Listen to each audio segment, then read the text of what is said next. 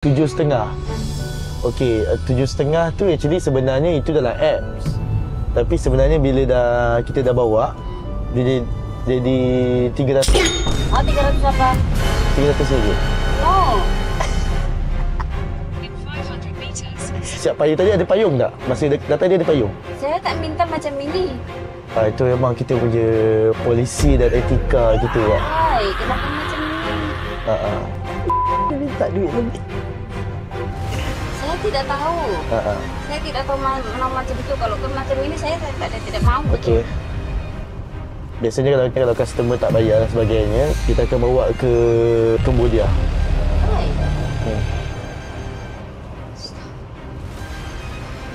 Ini penipuan tahu. Macam ini saya orang kecil. Ini package. Package saya pun tak tahu. Saya tahunya okey. Grab itu saja. Kalau akak tak tahu tak apa, kita bagi RM7 untuk akak. Tak mau bagi percuma lah untuk akak. Okey ke? Janganlah macam tu.